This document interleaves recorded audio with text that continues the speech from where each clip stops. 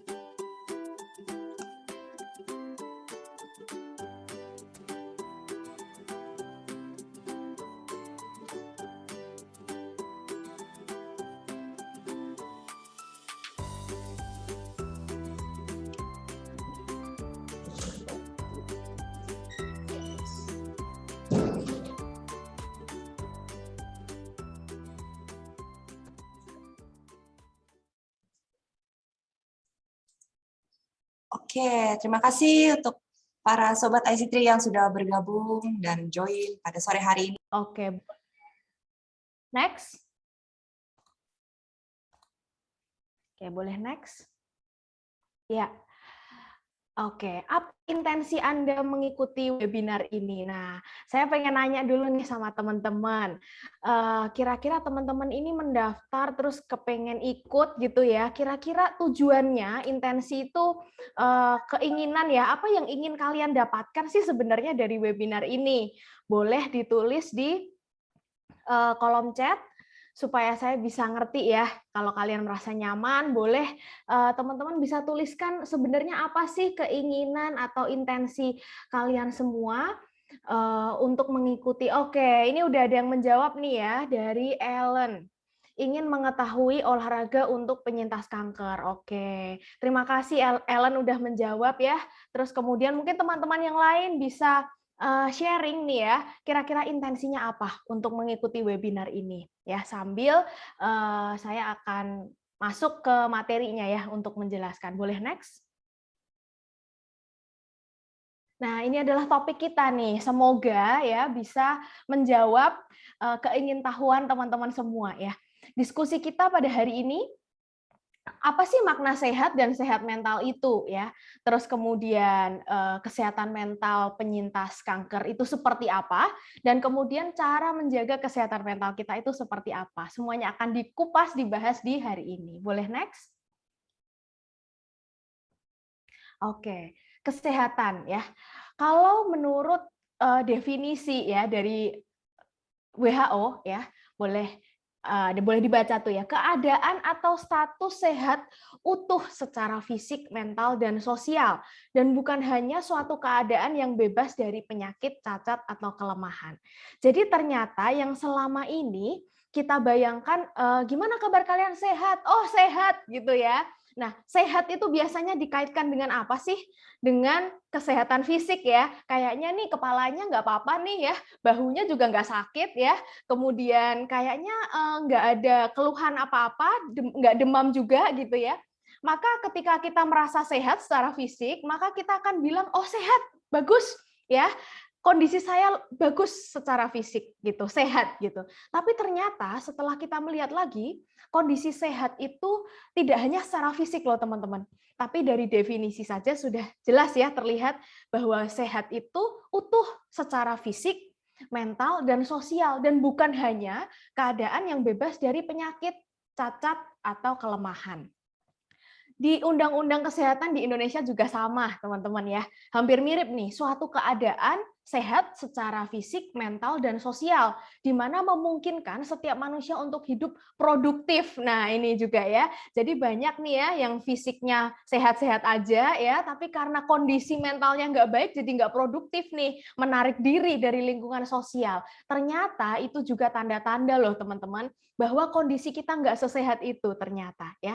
Jadi dapat disimpulkan bahwa kesehatan itu mencakup ada 3 hal ini. Fisik kita seperti apa, ya, kemudian mental kita bagaimana, kemudian sosial kita ya secara kemampuan kita untuk berelasi, kemudian seberapa sering dan seberapa nyaman kita berelasi dengan teman-teman, bersosialisasi, itu juga merupakan ternyata indikator kesehatan kita. Oke, boleh di next? Terima kasih untuk yang udah sharing ya, ingin menambah pengetahuan ya, kemudian sebagai seorang wanita berharap dapat knowledge ya. Saya berharap webinar ini benar-benar bermanfaat gitu untuk kita semua. Oke, kita tadi sudah bahas mengenai fisik, kesehatan fisik, mental, dan juga sosial. Hari ini saya akan fokus khusus bahas mengenai kesehatan mental ya. Mental itu apa sebetulnya? Oke, mental itu psikologi itu psikis gitu ya. Tapi apa sebetulnya gitu? Yang termasuk itu apa aja sih dalam cakupan mental ini atau psikologi ini ya? Bisa dikatakan kita ini terdiri dari 3 hal ini yang digambar di sebelah kiri. Pikiran, kemudian perasaan, kemudian perilaku kita ya. Jadi ternyata pikiran, perasaan, dan perilaku kita itu saling terhubung. Tidak bisa kita pecah-pecah satu dengan yang lain ya. Sebagai contoh, ketika kita pikirannya penuh, Ketika kita pikirannya lagi mikirin bisnis yang mogok karena pandemi misalnya, maka bagaimana perasaan teman-teman ya? Ketika nggak punya duit misalnya ya, gimana perasaan teman-teman kalau lagi tanggal tua gitu? Nah, boleh ditulis juga ya di kolom ini ya. Ternyata nggak cuma saya gitu ya, mungkin ya. Nggak cuma saya yang pikirannya ketika kalut ya, perasaannya juga ikut nggak enak ya. Kemudian perilakunya pun juga akan ikut. Jadi nggak mau ikut-ikutan kegiatan sosial, kemudian nangis aja di kamar gitu kan ya. Sebaliknya, ketika kita perasaannya galau, ketika kita perasaannya nggak enak, maka bisa mikir nggak teman-teman? Tentu saja tidak ya. Kalau buat teman-teman yang belum menikah atau mungkin sudah menikah tapi pernah merasakan ya galau, putus cinta, nah itu pasti ya ketika emosi kegalauannya luar biasa sekali gitu ya, maka pikiran kita pun akan juga ikut tidak bisa jernih seperti itu ya. Dan perilaku pun juga akan terdampak, ikut menangis, jadi menangis, kemudian tidak bisa berpikir, setelah tidak bisa berpikir dengan jernih juga merasa payah gitu kan, terus nggak mau ikut ngapa-ngapain dan sebagainya ya. Behavior ketika perilaku kita melakukan hal-hal yang baik ya, maka otomatis pikiran kita juga ikut jernih yang nanti kita akan bahas ya. Ternyata perilaku apa yang kita lakukan ya, termasuk olahraga, termasuk zumba, ternyata perilaku yang kita lakukan itu juga mempengaruhi jernihnya, baiknya mood kita dan pikiran kita ya. Tidak hanya itu teman-teman, tetapi yang di sebelah kanan juga bisa dilihat ya. Ternyata kesehatan fisik kita itu mempengaruhi kesehatan psikologis kita gitu. Jadi ketika fisik kita nggak enak ya, mungkin nggak yang sampai sakit banget diagnosis apa ya, kadang-kadang cuma demam, flu ya, tapi badan yang nggak enak itu teman-teman ternyata membuat isu-isu psikologis kita itu jadi naik ya. Ketika kesehatan fisik kita turun, maka isu-isu psikologis yang selama ini kita pendam, nggak diolah, maka dia akan naik ke permukaan dan jadinya muncul gampang marah ya, senggol bacok nih, siapa di sini yang gampang marah seperti itu ketika badan nggak enak begitu ya. Beberapa bulan yang lalu ketika outbreak saya sempat kena positif COVID. Nah, saya aja yang psikolog nih udah self care-nya bagus, ya kan tahu how to handle mental health dan lain-lain ya. Waktu itu aja rasanya nggak semangat hidup gitu. Padahal gejalanya ringan ya kan, tapi yang namanya sakit ya, kondisi fisik menurun itu rasanya nggak enak sekali dan itu juga akan berpengaruh pada kondisi mental kita ya. Sebaliknya nih, kondisi psikologis ya juga mempengaruhi kondisi fisik kita. Jadi mereka saling berkaitan dan mereka tuh saling bergandengan seperti itu ya.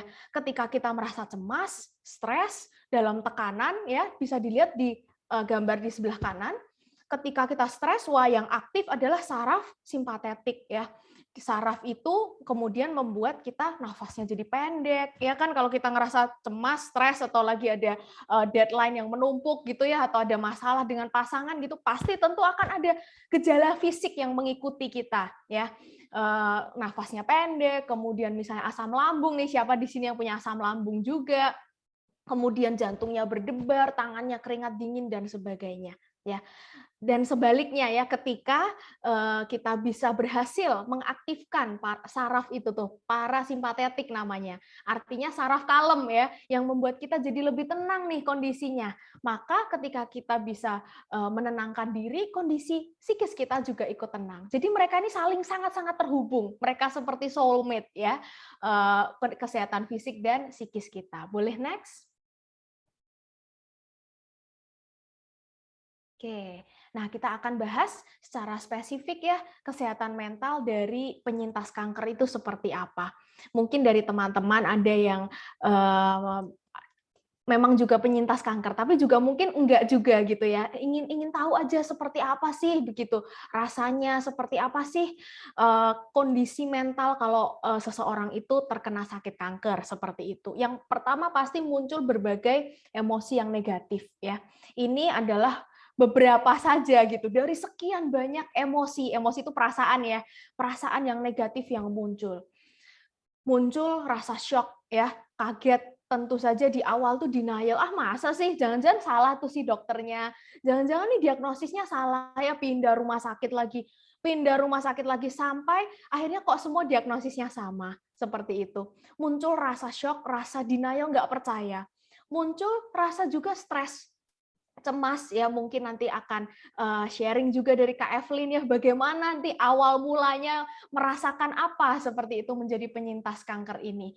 Rasa stres, cemas ya, apa yang distreskan, apa yang dicemaskan? Banyak sekali ya, secara usia ya, kira-kira usiaku ini sampai berapa gitu, apalagi sudah ada diagnosis atau ada vonis ya, tinggal berapa sekian bulan, sekian tahun, waduh itu rasa cemasnya, rasa stresnya itu sangat tinggi ya.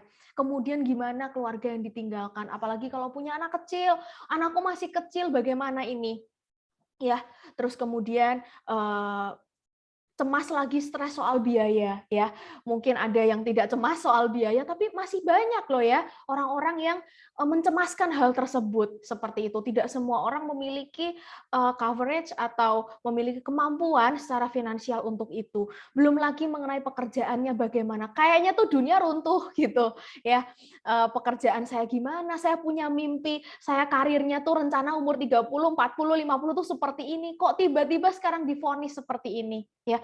Belum lagi memikirkan kekambuhan ya, opsi-opsinya seperti ini, pengobatannya berapa lama, efek sampingnya apa ya, kekambuhannya bagaimana, wah pusing sekali rasanya ya. Kemudian rasa marah, biasanya juga muncul ada rasa marah, kenapa sih aku dari sekian juta orang ya, sekian banyak orang, kenapa aku yang sial dalam tanda kutip ya, ada muncul rasa marah seperti itu, tidak terima, apa salahku gitu, apa dosaku, kenapa aku yang salah, kenapa aku yang terkena sakit ini.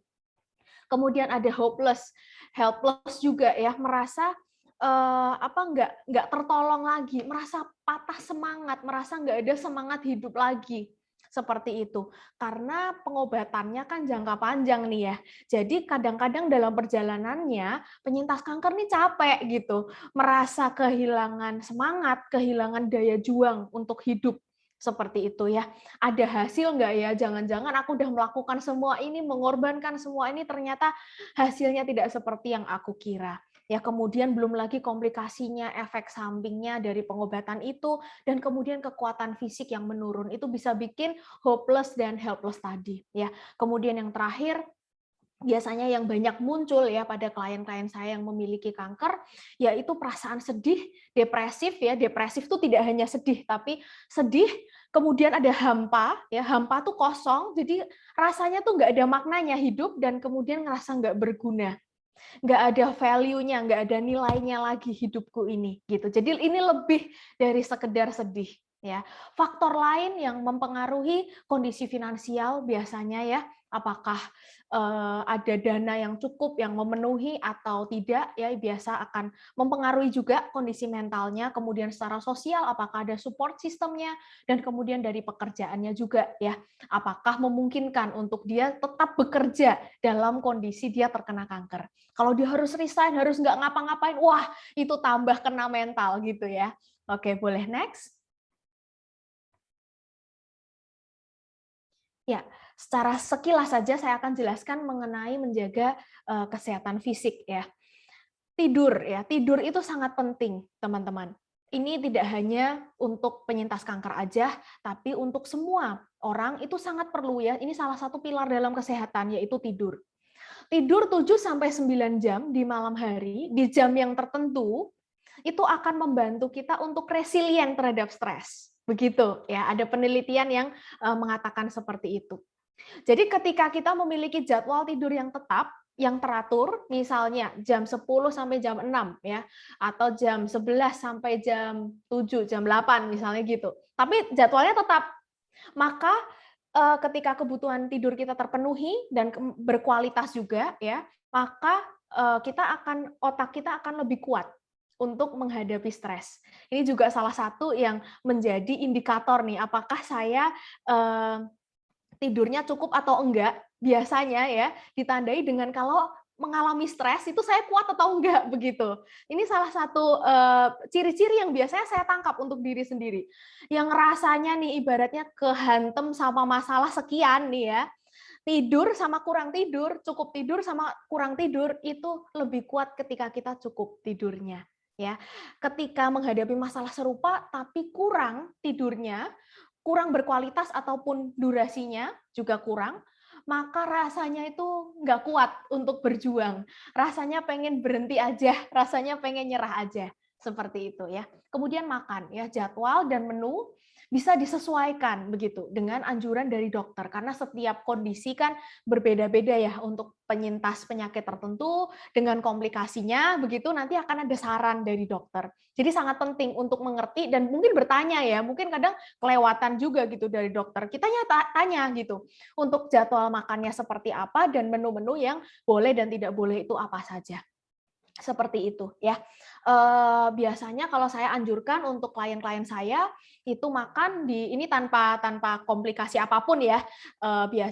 Biasanya saya sarankan di jam 7, 12 dan 7 ya. 7 jam 7 pagi, jam 12 siang dan sebelum jam 7 malam. Kenapa? Karena hormon lapar kita nih ya, hormon kita itu mengikuti matahari. Kita tuh terkoneksi dengan matahari. Jadi sebaiknya ketika di jam tersebut itu hormon stresnya tinggi. Jadi kita makanin supaya nggak asam lambung gitu.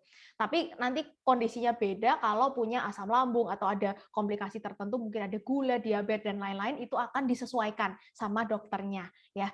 Kemudian pengobatannya bisa sesuai resep dan jika kurang cocok atau kurang sreg, kurang yakin ya, seperti tadi tuh masih denial, masih shock. Nah, boleh aja sih gitu cari second opinion ya. Saya tidak akan bahas banyak di sini. Dan yang terakhir untuk kesehatan fisik adalah jadwal. Nah, jadwal ini sangat penting karena kita jadi tahu habis ini mau ngapain gitu. Kita memberikan rasa aman pada tubuh. Ingat pada tadi penyintas kanker itu muncul rasa cemas, ya cemas, rasa nggak aman gitu pada tubuh sehingga mungkin tidurnya jadi keganggu gitu kan karena cemas terus. Nah, secara jadwal ini akan membantu kita untuk memiliki antisipasi habis ini aku mau ini, habis ini mau ini seperti itu ya.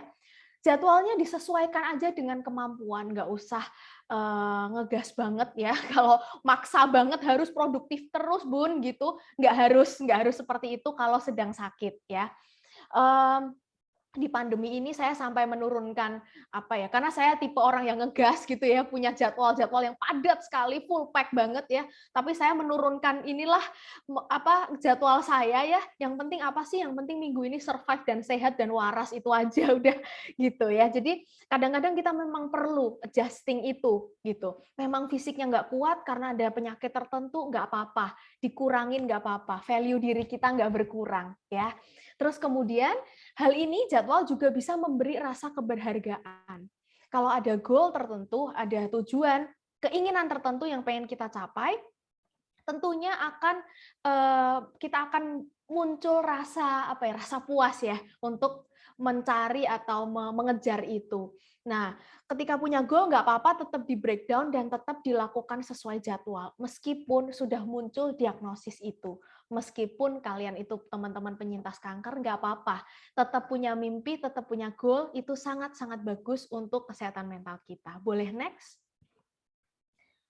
Ini yang terakhir ya, jadi menjaga kesehatan mental kita. Yang pertama adalah terhubung dengan diri, gitu. Kita tidak bisa terlepas dengan perasaan-perasaan kita. Perasaan-perasaan kita itu seringkali nggak kita perhatikan. Seringkali, aduh rasanya kok cemas ya, cepet-cepet ngapain gitu yang lain gitu ya, supaya nggak cemas. Kok rasanya sedih ya, tapi mungkin kita nggak kebiasa untuk merasa sedih, rasanya harus positif terus ya. Nah, padahal nggak seperti itu teman-teman. Boleh kok ya merasakan perasaan-perasaan itu, karena kita itu sangat wajar dan manusiawi. Bisa ambil waktu 5-10 menit untuk terhubung dengan diri sendiri, ambil waktu untuk relaksasi, misalnya tarik nafas melalui hidung, hembusin pelan-pelan lewat mulut, gitu ya. Bisa dilakukan, sampai sekarang saya pun melakukan hal ini untuk menjaga kesehatan mental terhubung sama diri. Apa sih yang saya rasakan gitu ya? Tanya sama diri sendiri, aku ngerasa apa sih? Di breakdown perasaannya ya. Menyadari perasaan dan mengizinkannya. Oh, aku ini marah terus cemas, terus sedih. Tapi kayaknya kalau putus asa tuh nggak sampai gitu ya. Jadi harus perlu nih menyadari apa yang kalian rasakan. Bisa dengan journaling, menulis diary, bisa dengan menggambar juga ya, bebas. Kalian bisa pilih metode-metode yang cocok untuk terhubung, kok terkoneksi dengan diri. Yang kedua adalah terhubung dengan orang lain. Menariknya, kita secara psikologis itu bisa bertahan hidup atau bisa berkembang, minimal cukup punya satu orang saja yang bisa menerima kita dan terkoneksi dengan kita apa adanya. Sangat menarik ya, ternyata kita nggak butuh banyak teman, nggak butuh banyak geng gitu ya, ya boleh aja sih punya banyak geng, tapi ternyata kita itu cuma butuh satu orang aja kok, ya, yang terkoneksi dengan baik, yang bisa menerima kita apa adanya tanpa judgement, kita merasa aman. Nah, kalau punya satu itu tuh dipelihara baik-baik teman-teman ya. Keluarga, sahabat tetap terhubung ya dengan komunitas ya, dan dengan sesama penyintas, dengan komunitas sesama penyintas itu juga sangat membantu. Nah, lalu bagaimana kalau nggak punya? Biasa saya tanyakan kepada klien saya, apakah punya satu orang aja ya yang bisa kamu ceritain tentang konseling kita ini gitu? Nggak punya Kak gitu. Oke. Nah kalau nggak punya bagaimana begitu? Kalian bisa juga mencari bantuan profesional. Itulah fungsinya bantuan profesional. Karena dengan konseling, dengan psikolog itu kalian bisa sekaligus mendapatkan teknik psikologinya, terapinya, tapi juga keterkoneksiannya ya, keterhubungannya itu loh, stay connected with others itu dapat relasinya dengan si konselor atau psikolognya ya. Kemudian aktivitas ya, secara aktivitas kalau bisa tetap ada aktivitas. Semakin nggak ngapa-ngapain, semakin ngaplo ya, maka pikiran kita akan semakin nggak sehat ya. Nggak usah teman-teman ya, nggak usah teman-teman saya aja lah gitu ya. Kalau kebanyakan ngaplo nggak ada tujuan, otomatis tuh otak mencari-cari cara untuk overthinking, mencari-cari masalah yang apa ya, kira-kira ada masalah apa begitu ya. Jadi sangat penting nih untuk menjadwalkan, tadi ada jadwal, kemudian ini aktivitas ya, aktivitasnya tetap disesuaikan dengan kemampuan fisiknya seberapa. Ada kegiatan sehari-hari ya, misalnya mau menyapu, mau mencuci ya kan, mau memasak tuh boleh juga. Bisa juga pekerjaan ya, tuntutan yang memang itu profesi atau job kalian, dan yang terakhir adalah hobi. Kegiatan sampingan yang bikin kalian seneng. Nah, yang terakhir adalah olahraga. Olahraga ini boleh ya, jadi bukan berarti kalian ketika sakit udah langsung aja bed rest dah, nggak usah ngapa-ngapain, bukan ya. Justru melakukan olahraga sesuai dengan kemampuan dan bertahap ya, sesuai kemampuan, dan jangan langsung high intensity, tapi bertahap gitu, ditambahin intensitasnya, ditambahin. Oke, boleh next. Nah, salah satunya olahraga yang bisa kita lakukan, ada banyak jenis olahraga, yang salah satunya hari ini kita mau bahas secara spesifik nih ya, adalah Zumba gitu ya, asik ya. Habis ini kita mau sharing-sharing ya dengan Kak Dena dan dengan Kak Evelyn nih ya, terkait dengan olahraga dan kesehatan mental dan Zumba ini tadi ya, dan penyintas kanker seperti itu. Manfaat olahraga apa sih? Memproduksi endorfin. Apaan tuh endorfin ya? Endorfin itu hormon yang bikin kita bahagia, bikin kita seneng. Ketika olahraga, hormon itu diproduksi dan itu menurunkan kadar stres kita, seperti itu. Yang kedua, olahraga juga mendukung pertumbuhan sel saraf dan juga meningkatkan koneksi sel saraf kita ya. Jadi di area otak kita ya yang mengatur mood atau suasana hati itu ya, ketika kita berolahraga, maka saraf-saraf di situ ya menjadi tumbuh dan aktif dan saling connect gitu. Sehingga kita menjadi semakin baik lagi kondisi mental dan mood kita ya. Dan yang terakhir bisa mengurangi resiko dan kekambuhannya. Kenapa? Karena yang pertama karena Zumba atau olahraga dapat menjadi sarana melepas stres ya kan, dengan kita bergerak ya bisa melepaskan gitu apa yang dirasakan di dalam itu, dilepaskan keluar, kemudian juga menjaga kesehatan organ tubuh, itu jelas semua olahraga ya, dan kemudian karena meminimalkan obesitas, karena kita bergerak terus, kita menjadi fit ya, maka kita bisa menjaga berat badan yang salah satunya obesitas adalah faktor resiko kekambuhan kanker, seperti itu. Jadi sangat banyak ya ternyata manfaat dari olahraga ini. Boleh next?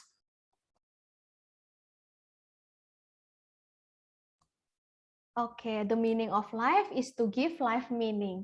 Apa artinya? Ternyata makna hidup ya, kita mencari ke sana kemari, mencari makna hidup. Saya pengen melakukan hal ini, setelah saya mencapai ini saya baru bermakna hidupnya. Ternyata nggak gitu ya.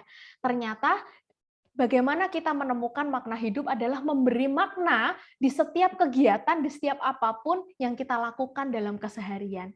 Jadi tidak perlu menunggu sembuh, tidak perlu menunggu saya sukses dulu, tidak perlu saya menunggu punya pacar dulu atau punya suami atau punya pasangan dulu ya. Ternyata dalam kegiatan apapun yang kita lakukan bisa kok kita kasih itu makna, dan ketika hal itu bermakna untuk kita, itu akan meningkatkan kualitas mental kita, kualitas hidup kita, dan juga kebahagiaan kita. Seperti itu materi dari saya. Terima kasih untuk kesempatannya. Saya kembalikan ke Mbak Meli.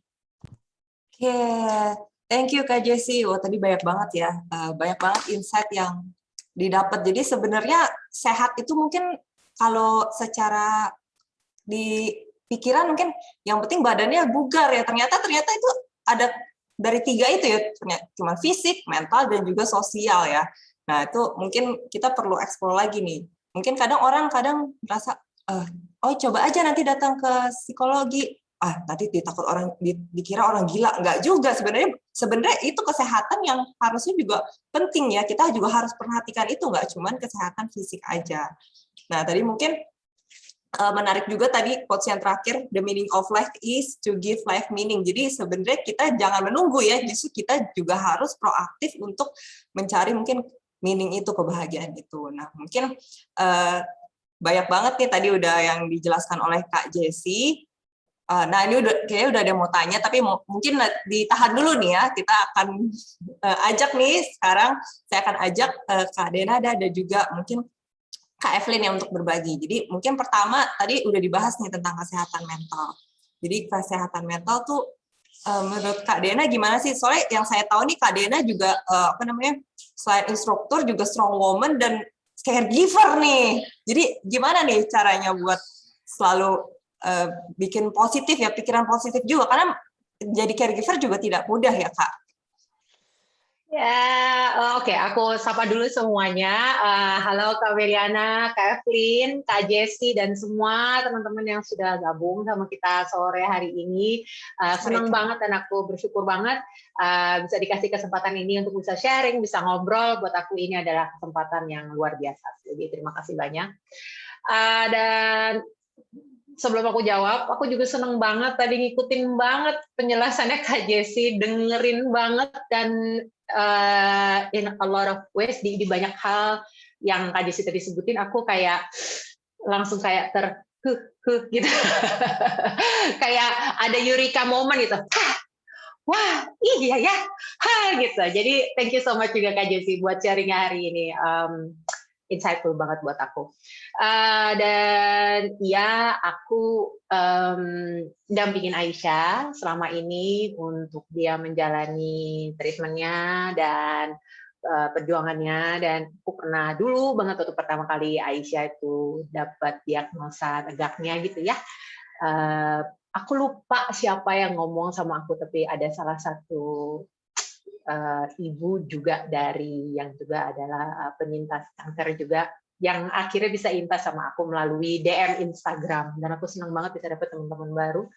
Jadi beliau bilang sama aku bahwa pada saat seseorang, salah satu dari keluarga kita itu terdiagnosa, maka bukan cuma dia saja, tapi seluruh keluarga akan sama-sama berjuang dengan dia gitu ya. Dan pada saat itu sih aku masih nggak terlalu paham ya, karena masih overwhelmed juga dengan semuanya. Tapi ya aku melihat dan mendampingi Aisyah, dan aku melihat betapa perjuangannya juga, perjalanannya juga, Masya Allah ya, luar biasa. Ya mungkin di sini teman-teman juga tahu bahwa waduh, up and down-nya gitu, dan tapi kita jalani semua dengan apa ya, dengan penuh syukur, dengan sebaik mungkin yang kita mampu gitu. Karena kalau ditanya secara apa ya, secara mental, mungkin aku sebagai seorang ibu rasanya, aduh, sulit sekali gitu untuk bisa menceritakan seberapa perasaanku untuk saat mendampingi dia selama ini. Gitu. Tapi aku bersyukur karena aku selalu percaya bahwa Tuhan itu selalu ada, selalu Maha Penolong, selalu Maha Mendengar, selalu Maha Baik, selalu Maha Melindungi, Maha dari segala Maha Penyembuh. Jadi ya kita bersyukur dengan apa yang sudah kita jalani sama ini dan pertolongan Tuhan yang tiada hentinya, gitu Kak. Oke, thank you Kak Dena. Ya mungkin tadi ya, tadi pentingnya punya seseorang, punya komunitas juga tadi ya yang udah disebutkan oleh Kak Jessie. Jadi nggak sengaja juga ya bahkan ketemu di Instagram gitu, justru bisa jadi saling support ya Kak. Betul, itu penting banget karena terus terang salah satu support terbesar yang aku terima tentunya of course dari tim dokternya Aisyah, baik tim dokter yang di Indonesia maupun yang ada di sini gitu. Tapi salah satu yang akhirnya menjadi teman curhat, teman berbagi apapun ketakutan, kekhawatiran, itu adalah para ibu atau bahkan bapak yang aku tidak pernah ketemu sebelumnya, nggak pernah kenal sebelumnya, tapi akhirnya alhamdulillah bisa dipertemukan dan beliau-beliau inilah yang akhirnya menjadi support system yang luar biasa, bukan cuma untuk aku tapi juga untuk Aisyah gitu. Dan kebetulan kami di sini ada beberapa juga akhirnya jadi bikin komunitas sendiri nih Kak, bikin komunitas sendiri para ibu dari anak-anak yang kebetulan juga menjalani perjalanan yang serupa dengan Aisyah yang kebetulan juga sedang berada di sini untuk pengobatan gitu.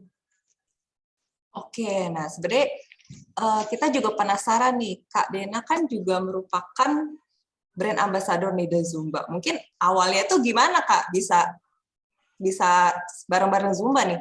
Gimana, boleh diceritakan nggak Kak? Sebenarnya awalnya aku adalah pencinta olahraga Zumba yang udah mengikuti Zumba selama bertahun-tahun. Dulu selama masih di Indonesia juga aku termasuk orang yang rajin banget ikut olahraga Zumba, ikut kelas Zumba. Tapi pada saat aku pindah ke Singapura, ya of course lah kalau di Indonesia aku ada kesibukan yang akhirnya membuat aku jadi ya olahraganya itu menyesuaikan dengan waktu bekerja gitu ya. Tapi kalau di sini karena aku lebih banyak memiliki waktu, karena aku prioritasnya hanyalah Aisyah, jadi mendampingi dia, menemani dia gitu. Tapi terus terang kan memang di perjalanannya itu aku mendapati saat-saat di mana yang aku sendiri sebagai pendampingnya Aisyah, aku merasa aku juga sedang butuh butuh semangat, sedang dalam situasi yang mungkin secara mental juga butuh support, secara mental juga butuh dukungan gitu. Dan pada saat itu karena kami ya praktis berdua di sini, jadi salah satu hal yang sering kali aku lakukan adalah naik sepeda. Aku punya sepeda ontel ya, orang Jawa ngomongnya sepeda ontel ya Kak. Aku punya sepeda yang aku selalu pakai untuk ke pusat kebugaran yang kebetulan letaknya nggak jauh dari tempat kami tinggal. Dan di situ tuh setiap hari selalu ada kelas Zumba gitu. Dan setiap kali aku sedang dalam keadaan yang ya secara mental lagi butuh support gitu ya, aku selalu lari ke situ, maksudnya naik sepeda ke situ dan aku ambil kelas Zumba itu. Dan di situ setiap kali aku selesai olahraga Zumba, bahkan dari mulai aku baru masuk aja ke dalam studionya, ke dalam kelasnya gitu, energi yang selalu aku dapati baik dari Zumba lovers yang lain maupun khususnya dari instrukturnya itu luar biasa sekali positif gitu. Energinya sangat amat positif, sangat amat membahagiakan, sangat amat menyenangkan. Kelasnya sendiri juga sangat amat menyenangkan gitu. Kayak lagi ada di sebuah sebuah dance party, tapi dance party yang sehat gitu Kak. Jadi kita semua we had so much fun, kita semua bersenang-senang, saling memberikan energi positif ke satu sama lain gitu. Dan setiap selesainya membuat aku kayak segar lagi, mendapatkan semangat aku lagi, dan mendapatkan kayak kekuatan aku lagi gitu, dan mendapatkan kebahagiaan lagi gitu, dan itu yang akhirnya jadi rutin sekali aku lakukan gitu. Dan pada saat itu setelah sekian kali berkali-kali gitu, aku kadang-kadang suka ngelihat instrukturnya gitu, aku suka bilang gitu, wah dia tuh sadar nggak ya, aku bilang dia ada di atas panggung itu, dia ngajarin kita dengan segala gerakan-gerakan di olahraga Zumba, dia sadar nggak ya bahwa buat kita artinya dia di depan situ dan arti kelas ini bukan cuma sekedar berkeringat dan bergerak-bergerak aja gitu, tapi dia telah membuat hidup aku paling enggak hari ini menjadi lebih baik, karena aku menjadi lebih happy, aku menjadi lebih senang, aku merasa lebih bugar, aku merasa aku sudah accomplish atau melakukan sesuatu yang baik gitu, karena olahraga sehat dan menyenangkan gitu. Akhirnya karena aku punya pemikiran itulah yang akhirnya membuat aku memiliki keinginan untuk mengambil sertifikasi untuk menjadi instruktur Zumba. Jadi awalnya sebenarnya dari situ, Mbak. Karena aku kepengen aku bisa melakukan apa yang dia lakukan gitu, bikin hari orang lain lebih senang, lebih baik. Dan ya udah, and then the rest is history. Aku happy sekali akhirnya bisa ketemu akhirnya dengan keluarga besar Zumba, dan akhirnya dipercaya untuk menjadi brand ambassador untuk Indonesia, dan it's been an amazing journey, perjalanan yang luar biasa, indah sekali. Aku tidak menyangka bahwa komunitas Zumba ini mempunyai rasa cinta dan positivity yang luar biasa, dan aku bangga dan senang sekali bisa menjadi bagian dari komunitas ini gitu. Oke, thank you Kak Dena. Berarti berawal dari energi positif vibe ya yang Kak Dena dapat, dan Kak Dena mau membagikan itu. Jadi that's why Kak Dena setelah itu ikut Zumba terus, jadi instruktur dan lain-lain. Nah, mungkin tadi aja Kak Dena bilang tuh as caregiver ya, maksudnya kita caregiver jadi kayak satu whole family. Nah, sekarang aku mungkin mau undang nih Kak Evelyn Lim yang memang penyintas kanker payudara nih. Maksudnya kan ya kita mungkin as caregiver, as pemerhati tuh kita bilang, kita nggak mungkin bisa bilang ya kita tahu perasaan kalian. Nah, Kak Evelyn sendiri gimana nih pas pertama kali terdiagnosa kanker payudara, dan gimana mungkin up and down-nya, ceritanya, dan mungkin Kak Evelyn juga kan jadi instruktur Zumba juga nih. Nah, boleh diceritakan nggak Kak, gimana nih ceritanya nih, penasaran kita. Ceritanya ya, kalau selamat sore dulu sebelumnya saya mau menyapa. Selamat sore Kak Jessi, selamat sore Kak Dena, selamat sore teman-teman semuanya. Thank you ya udah dikasih kesempatan buat sharing di sini. Nah, kalau ngomong tentang bagaimana perasaan waktu didiagnosa, itu yang tadi disebut sama Kak Jessi itu aku rasain semua. Bener-bener nggak ada satupun yang terlewatkan. Ya stresnya iya, ya paniknya iya, pusing iya, bingung iya. Soalnya benar yang tadi dibilang, kalau misalnya satu orang di dalam satu keluarga itu terdiagnosa, itu benar-benar bukan cuman keluarga inti ya, tapi benar-benar yang a big family itu sampai sepupu-sepupu, tante-tante, om-om, semua ikutan panik. Terus udah gitu pas awal didiagnosa itu, ya udah pasti down lah ya, udah pasti down. Terus stres juga, karena aku berasanya pada saat itu aku lagi dalam kondisi yang fit banget, bener-bener fit. Kenapa? Soalnya aku sudah 2 tahun itu menjalani pola makan sehat, jadi clean eating, karena aku juga rajin sekali Zumba sama nge-gym. Nah, kan kita berasanya dari kondisi yang tadinya biasa aja, terus aku ikut mulai clean eating, minum segala susu yang protein nabati gitu-gitu ya. Terus tiba-tiba terdiagnosa, ya jelas-jelas kayak itu langit jatuh semua ke atas kepala, terus udah nggak bisa ngapa-ngapain selain cuman nangis aja kerjaannya. Terus yang lebih bikin pusing lagi, semua orang yang tahu mengenai keadaan ini ngasih saran semua gitu kan. Maksud mereka memang baik, aku tahu gitu. Tapi untuk kita yang ada di kondisi itu kan, aduh, kayak tambah pusing gitu ya, udah nggak ngerti mesti ngapain, harus ke dokter mana. yang ini bilang ini, yang bilang yang dari sana bilang minum ini, ke dokter ini, terus aja gitu sampai aku akhirnya bilang sama suamiku gini, itu tolong ya, semua yang mau kasih saran, tolong stop di kamu aja. Aku mau konsentrasi ini ngilangin shock dulu, aku bilang gitu. Ya udah, jadi pas awal itu kan didiagnosa, terus ketahuannya itu memang setelah aku operasi. Jadi sebelumnya itu nggak tahu karena dibilang ini kayaknya ada benjolan yang nggak biasa gitu. Ya udah dikeluarin aja kata dokter. Nanti kita lihat, kita tes. Begitu udah dioperasi, terus dokter bilang ini ganas. Biasa dong kalau orang didiagnosa gitu kan pasti kayak yang seperti kayak Jessie bilang, denial stage itu selalu ada gitu kan. Pergilah ke dokter lagi, cari second opinion. Dokter yang kedua itu bilang, Ibu, 99,99% ini cancer. Masih denial lagi gitu kan. Berangkat, waktu itu kita berangkat rame-rame nih ke luar negeri, ke Singapura. Cari third opinion kan. Di sana dokter bilang, sorry to say, tapi ini memang benar-benar cancer. Ya udah, kalau aku pikir ya udahlah, udah pasrah gitu kan, ya udah tinggal sekarang gimana dijalaninnya aja. Terus aku tanya sama dokternya, jadi saya harus apa gitu kan?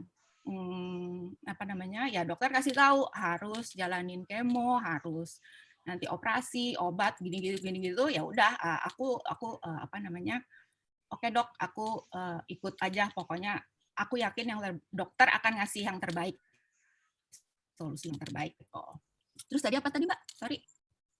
Nah, jadi mungkin berarti tadi kalau dengar dari cerita berarti Kak Evelyn ini udah emang sering olahraga dulu, baru tiba-tiba terdiagnosa gitu ya? Ya, betul. Jadi awalnya memang aku lagi, ya makanya aku bilang aku seperti berasa sedang dalam kondisi yang benar-benar fit gitu.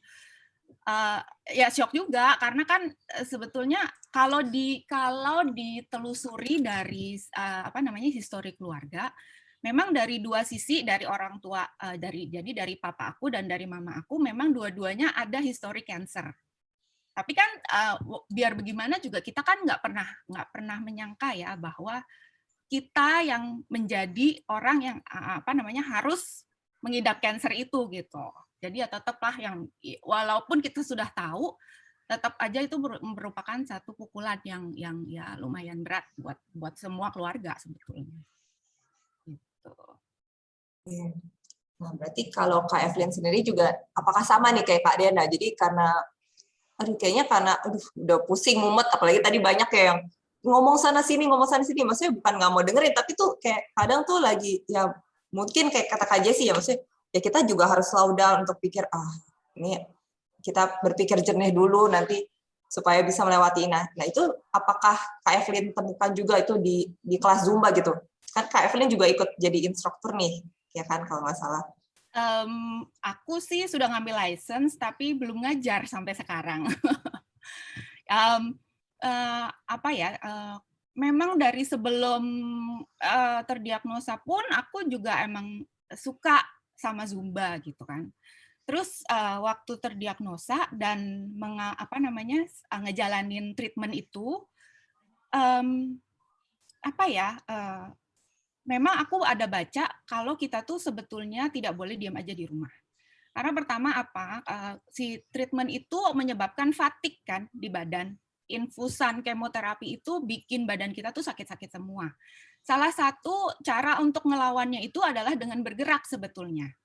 Nah, kalau dokter itu menyarankan paling enggak 1 minggu itu 3 kali dengan durasi 30 menit. Jadi waktu itu dokter menyarankan, kan aku juga nanya nih, dok saya biasanya aktif di gym dari Senin sampai Sabtu, terus aku pokoknya jelasin lah keadaan aku sebelum terdiagnosa itu. Terus kalau sekarang itu boleh nggak sih saya olahraga? Kan aku tanya gitu. Dokter bilang, oh oke, boleh. Tapi dites dulu, maksudnya dicoba dulu, disesuaikan dengan kondisi badan. Terus aku tanya, olahraganya apa sih dok yang bagus gitu kan? Terus dokter bilang begini, brisk walk, jalan gitu kan. Berapa lama dok? 30 menit. Kalau aku ikut Zumba boleh nggak? Aku bilang gitu. Itu dancing ya kata dokternya. Iya, aku bilang gitu kan. Maybe kalau dancing with high intensity 10 menit. Ya, Kak Dena juga tahu dah, Kak, 10 menit mah pemanasan doang gitu. Belum juga apa-apa gitu. Udah mesti kelar kelasnya gitu kan. Terus aku ketawa waktu itu. 10 minutes only, Dok, aku bilang gitu kan. Terus dokternya kayak agak kesel gitu kan. Iya, soalnya kan kondisi kamu kita juga belum tahu gitu kan. Oh ya udah aku bilang gitu. Terus kan aku treatmentnya memang pulang berangkat ke sana terus pulang lagi gitu kan, jadi nggak nginep untuk beberapa lama. Jadi begitu sampai di Indonesia gitu, sampai di rumah lagi, terus aku mikir gitu ya, 10 menit, terus jalan pagi. Aku tuh nggak begitu suka jalan pagi. Kenapa? Karena kalau jalan pagi itu kan paling sendirian atau misal sama suami gitu kan, berdua gitu, kok kayak nggak seru banget gitu ya, nggak ada yang heboh-hebohnya, nggak ada yang ketawa-ketawanya. Kalau di kelas Zumba kan ketemu teman, terus misalnya kita gerakannya salah, terus ketawa bareng-bareng, atau misalnya seru-seruan rame-rame gitu kan ya. Nah, cuman boleh jalan pagi, aku bilang gitu, aku pikir gitu kan. Terus aku nekat.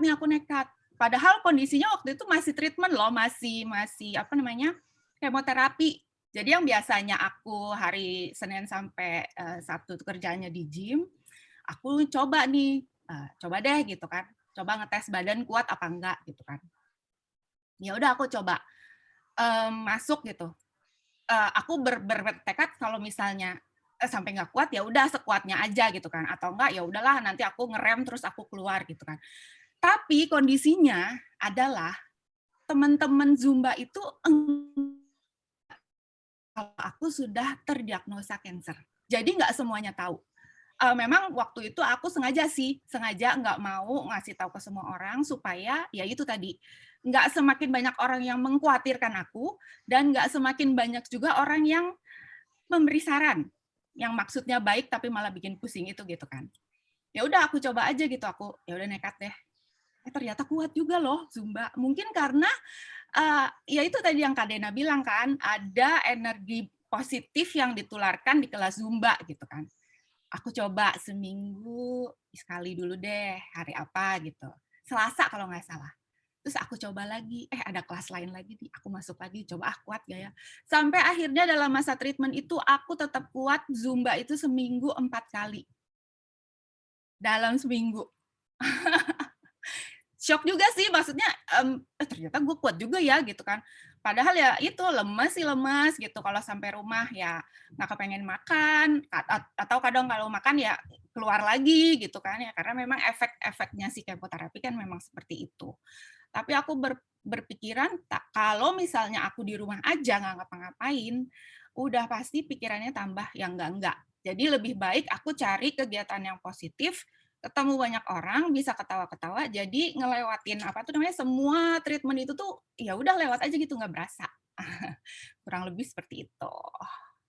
Oke, thank you Kak Evelyn. Nah, mungkin tadi ya Kak Jessie tadi sempat bilang tuh kalau misalnya ya pikiran itu penting ya, maksudnya kayak tadi mungkin kadang kayaknya nggak kuat deh, kayaknya kok udah deh istirahat aja di rumah, tapi lebih baik tuh ya tadi ya dilakukan apa yang kita suka gitu ya Kak Jessie ya. Iya, betul. Jadi selain karena memang kita suka ya untuk bergerak, ini kebetulan banget. Sebenarnya saya juga suka ngedance, tapi nggak specifically ke Zumba gitu. Tapi saya beberapa kali ikut kelas Zumba dan itu seru banget gitu ya. Karena memang suka gitu kan ya. Nah, yang menarik ya dalam psikologi itu ada juga yang namanya teori harapan gitu ya, hope gitu ya. Jadi bagaimana sebenarnya justru orang yang sakit, yang nggak berpengharapan gitu ya, itu perlu sesuatu yang ditunggu-tunggu gitu. Nah ini treatment ini biasanya diberikan kepada lansia yang udah nggak ada, ibaratnya nggak ada harapan hidup ya kan, terus kemudian ditinggalin sama anak-anaknya sendirian. Nah salah satunya terapinya gampang ya, apa nonton sinetron gitu, Bollywood. Nah kenapa? Karena ada jadwal tertentunya. Nah itu tadi menarik ya, setiap Selasa ada kelas Zumba, ada sesuatu yang ditunggu. Nah itu akan memunculkan harapan hidup. Oh, nggak apa-apa, masih ada alasan hidup gitu. Kenapa? Besok Selasa ada Zumba soalnya gitu. Jadi kadang-kadang bukan yang secara spesifik ini risetnya apa nih ya, Zumba ini apa nih korelasinya dengan kesembuhan, bukan gitu ya.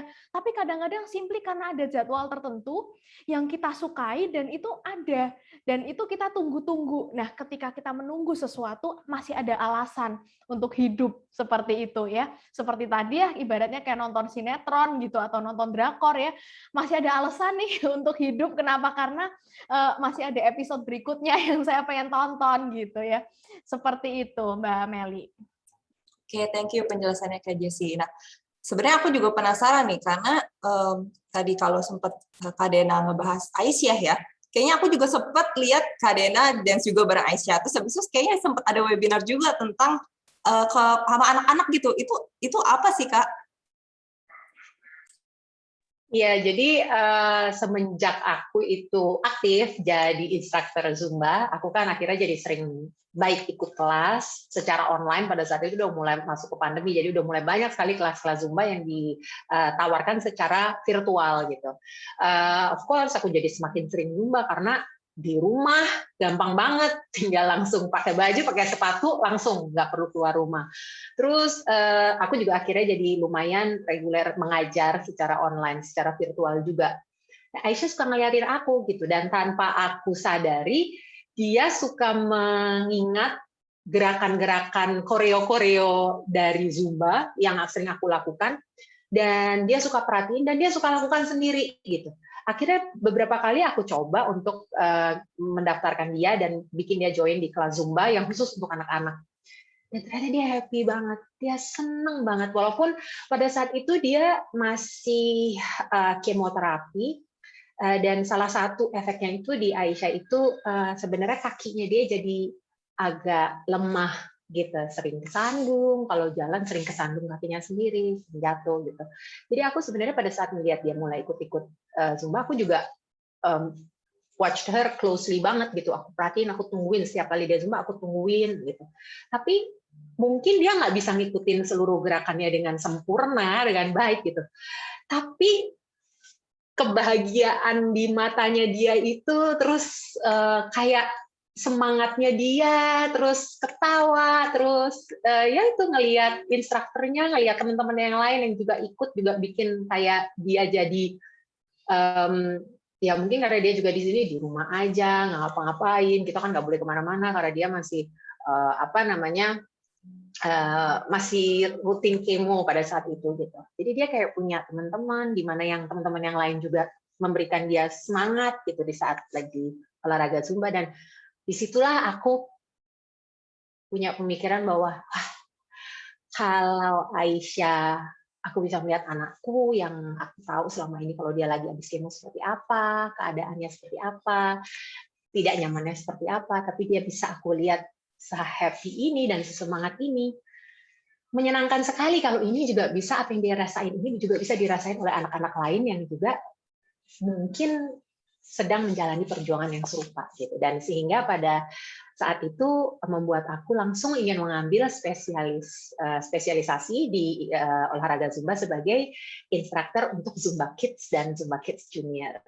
Karena aku kepengen banget bisa bikin kelas untuk anak-anak yang sedang berjuang untuk mengalahkan kanker. Dan akhirnya seneng banget, alhamdulillah kita akhirnya bisa mengadakan kelas yang pada saat itu kelas itu diperuntukkan untuk anak-anak yang sedang berjuang untuk melawan kanker di beberapa rumah singgah untuk anak-anak kanker yang ada di beberapa daerah di Indonesia. Dan wah, itu salah satu momen dan pengalaman terindah yang pernah aku rasain, dan kebahagiaan yang aku lihat dari mereka itu adalah luar biasa. Aku sampai sekarang nggak lupa. Nggak semuanya. Jadi gini, olahraga Zumba ini ada berbagai macam. Ada Zumba yang Zumba fitness bagaimana yang mungkin banyak sekali dikenal, tapi ada juga yang namanya kelas Zumba khusus untuk anak-anak, yaitu Zumba Kids dan Zumba Kids Junior. Ada juga kelas Zumba Gold di mana di kelas Zumba Gold ini diperuntukkan untuk mereka-mereka para pencinta olahraga Zumba yang usianya sudah lebih senior, atau mungkin mereka yang mempunyai preferensi untuk gerakan-gerakan olahraga dengan impact yang lebih rendah. Jadi nggak ada loncat-loncat. Bahkan di dalamnya kelas Zumba Gold ini ada yang namanya Zumba Chair. Jadi kita olahraganya mereka tuh olahraganya sambil duduk. Mereka nggak perlu berdiri, mereka tetap bisa mengikuti kelas Zumba di kursi gitu.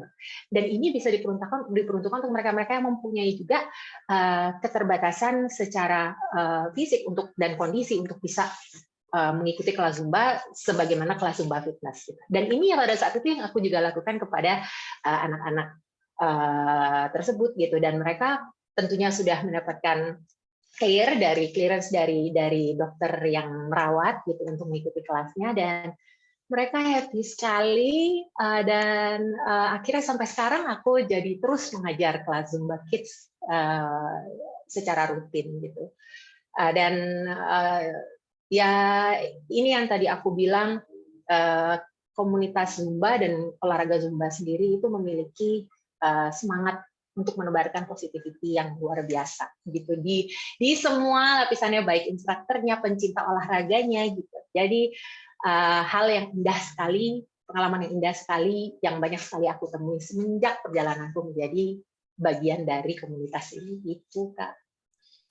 Oke, berarti ternyata dari Zumba juga punya concern ya terhadap yang tadi mungkin Kak Dena udah sampaikan, anak-anak yang mungkin menderita kanker dan butuh untuk misalnya kelas juga untuk bisa ketemu teman-teman juga kali ya, jadi bisa saling menjadi support system gitu. Nah, mungkin tadi juga ada banyak juga ya ternyata, kadang kan kita mungkin di sini lihat Zumba cewek, tapi ternyata bisa juga buat senior, buat kakek-kakek ataupun pria juga ya sebenarnya gitu. Betul. Oke, oh gila. Ini waktunya udah ini banget ya, apa namanya, nggak terasa nih mengobrol-ngobrol. Nah, mungkin sambil tunggu apa namanya pertanyaan juga.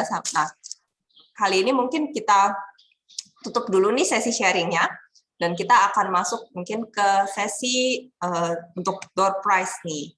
Nah, bagi teman-teman nih yang udah nunggu nih, mungkin tadi juga sempat para teman-teman udah tanyain, apa sih hadiahnya, apa sih ini.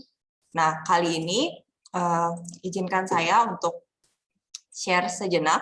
Jadi kali ini kita mendapat hadiah dari One On Co. Nah, sebelum itu mungkin apa sih itu One On Co? Boleh saya izin untuk menyetelkan video company profile-nya sebentar.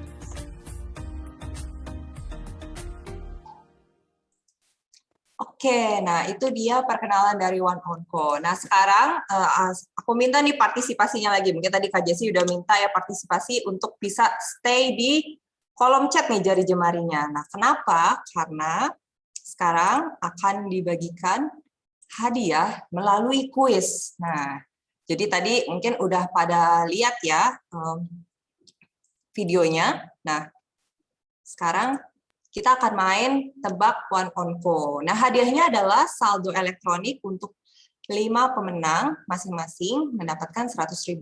Nah, gimana sih caranya? Nah, jadi peserta akan menjawab di kolom chat dengan format nama, strip 3 digit terakhir nomor HP, dan jawaban dalam huruf. Jadi nanti kuisnya akan dalam bentuk pilihan ganda. Contohnya, IC3, karena nomor telepon belakangnya IC3 adalah 798, jadi 798 strip, misalnya jawabannya A. Jadi pemenang yang paling cepat dan tepat nanti bakal dipilih nih oleh panitia, dan keputusan panitia tidak dapat diganggu-gugat. Untuk info pemenang nanti bisa dilihat di IG story @one.onco. Nah, teman-teman, apakah sudah siap nih untuk mengikuti kuisnya? Apakah sudah siap? Oke. Aku akan siap. Oke, thank you jawabannya Kak Ratna. Nah, pertanyaan yang pertama ya. Hari Kanker Payudara Sedunia diperingati pada A. 10 Oktober, B. 16 Oktober, C. 24 Oktober, D. 26 Oktober, dan E. 28 Oktober. Nah, tadi tuh sebenarnya aku udah kasih clue tuh di awal. Nah, jadi kira-kira udah ada belum ya yang benar nih jawabannya? Oke. Oke, jawabannya adalah 26 Oktober. Nah, thank you buat teman-teman yang udah jawab ya. Nah, sekarang pertanyaan kedua nih. Siap-siap? Apa warna pita kanker payudara? Ayo, ini gampang banget nih. Gampang banget nih, guys. Oke, udah pada jawab nih. Wah, semua jawabnya udah benar ya? Iya, pasti udah benar nih. Oke, jawabannya adalah pink. Benar banget, sesuai dengan tema kita pada sore hari ini ya. Masuk pertanyaan ketiga. Apa nama website One on Call? Mungkin tadi ada yang udah jawab di grup, lihat di video juga. Oke, ada yang sudah.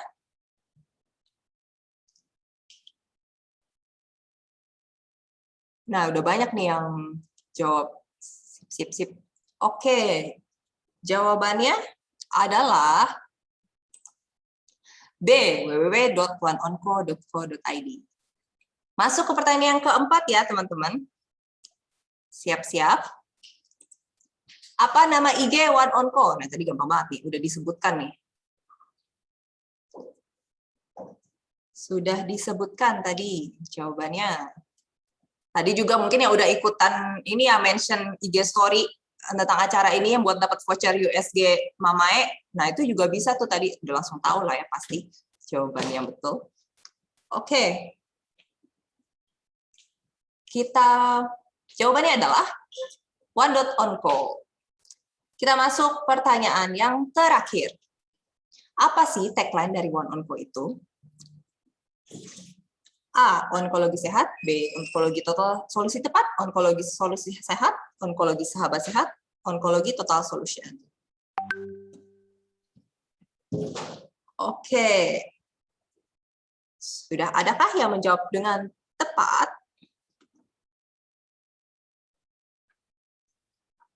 Siap.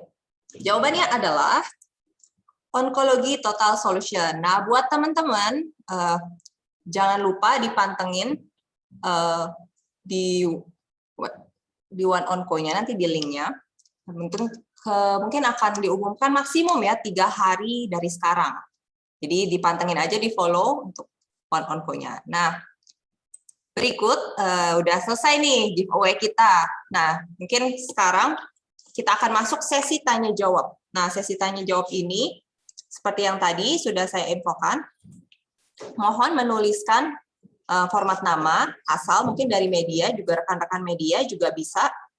bertanya silakan dituliskan di kolom chat ya. Nanti kita akan bacakan pertanyaan-pertanyaan dan pertanyaannya apa, mau ditujukan ke narasumber yang mana.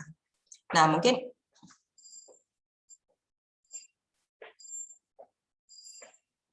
mungkin ini pertanyaannya bakal ditujukan ke 3 narasumber kita nih. Jadi mungkin kita bisa minta tolong Kak Evelyn, Kak Jessie, dan Kak Dena untuk tampil ya. Oke. Terima kasih. Nah, ini ada pertanyaan pertama nih yang masuk nih dari Kak Ratna Dewita dari Denpasar nih, Kak. Nah, ini mungkin pertanyaannya ditujukan bisa ke Kak Denada ataupun mungkin Kak Jessie ya. Jadi pertanyaannya ini, bagaimana sih cara menjadi sosok support system bagi pasien kanker yang hanya cenderung diem serta pasrah nih sama keadaan nih? Mungkin boleh dijawab dulu oleh Kak Jessie kali ya. Oke, terima kasih untuk pertanyaannya, Ratna ya. Untuk menjadi sosok support system bagi pasien yang pokoknya hopeless ya, diam aja. Kadang-kadang memang nggak perlu kalimat motivasi sih gitu, karena apapun kalimat penyemangat apapun kadang-kadang tuh ya Kak Evelyn mungkin tahu lah ya rasanya disemangati, ya kamu harus semangat, gimana semangatnya gitu kan, ada diagnosis, ini tolong gitu. Jadi kadang-kadang yang paling penting ya adalah kita berada untuk mereka gitu. Jadi dengerin aja gitu. Berada itu artinya nggak harus kalian ngomong-ngomong gitu, tapi menemani ya. Menemani, kalau kamu mau cerita nggak apa-apa, boleh, tapi even kamu nggak mau cerita pun aku ada di sini gitu. Jadi perlu ada message, I'm here for you. Aku di sini, aku selalu ada. Kapanpun kamu butuh buat ngomong, butuh buat cerita diagnosismu, butuh buat tukar pikiran, aku ada gitu. Mungkin kamu nggak punya semua solusi ya, karena mungkin bukan dokter dan lain-lain. Tapi kamu bisa kok mendampingi dia bersama-sama. Seperti itu. Kalau pasien ini cenderung diam, jadi sulit sekali untuk mengeluarkan perasaannya atau curhatannya, cerita itu sulit sekali, mungkin diarahkan untuk menggambar. Ada yang namanya dalam psikologi itu art terapi ya. Jadi mereka diminta untuk menggambarkan apa yang dirasakan. Jadi tidak dinilai, karena kita tuh kalau menggambar sukanya dinilai ya sama Pak Guru kita, Pak Guru menggambar. Nah, makanya klien-klien tuh kalau disuruh menggambar, jawabannya, Kak, saya nggak bisa gambar. Bukan masalah bisa nggak bisa. Meskipun nggak bisa, nggak apa-apa ya, karena art itu bisa sebagai terapi, sarana untuk ngeluarin apa yang dirasain dalam bentuk gambar. Karena seringkali sakitnya ya penyintas kanker ini itu beyond words. Betul ya, mau diceritakan seperti apapun dalam bentuk verbal sulit sekali. Mau disusun kata-kata seperti apa yang membuat penyintas ini bisa benar-benar puas dan pulih, rasanya lega, kan sulit gitu. Sakitnya itu melampaui kata-kata. Nah, kasus-kasus yang di mana gangguan psikologisnya ini ya, tekanannya ini melampaui kata-kata, dituangkannya juga jangan dalam bentuk kata-kata, diminta aja untuk menggambar. Bisa dikasih gift ya, set menggambar misalnya brush pen atau krayon atau pensil warna atau kemudian kertas menggambar yang berbagai jenis ukuran, itu akan sangat membantu ya. Biasanya bisa diminta untuk menggambarkan apa perasaanmu ya, perasaanmu apa dituangkan, boleh jelas, boleh tidak jelas. Jelas itu maksudnya ya gunung, rumah, pantai itu kan jelas. Yang tidak jelas apapun itu ya. Ikuti gerak tanganmu, ikuti apapun yang muncul. Bisa aja oret-oret aja ya, tapi itu cukup bisa membuat dia mengeluarkan perasaannya seperti itu. Semoga menjawab ya. Oke, thank you Kak Jessie. Nah, ini juga ada pertanyaan nih untuk Kak Denada. Tadi ada pertanyaan dari Denny MX dari Depok. Bagaimana cara Kak Denada memberikan support bahwa Aisyah tuh bisa, padahal kan dia masih anak-anak nih. Pernah nggak sih kakak menghadapi hopeless, terus gimana sih cara buat bangkitnya? Tadi kan mungkin Kak Dena juga bilang sendiri bahwa sebagai ibu ya nggak mudah ya untuk bisa melewatinya gitu. Silakan Kak. Ya, aku lagi-lagi seneng banget dengar penjelasannya Kak Jessie barusan. Karena ya itu adalah salah satu hal juga, menggambar ya, adalah salah satu hal yang akhirnya juga jadi rutin dilakukan oleh Aisyah. Jadi suka ada kakak-kakak volunteer yang datang, mereka bawa kertas menggambar, bawa alat menggambar, dan dikasih aja Aisyah untuk bikin apapun yang dia mau. Tapi di lain itu juga aku mungkin karena Aisyah itu pada saat pertama kali diagnosa dan menjalani treatment, keadaannya itu umurnya 5,5 tahun ya, jadi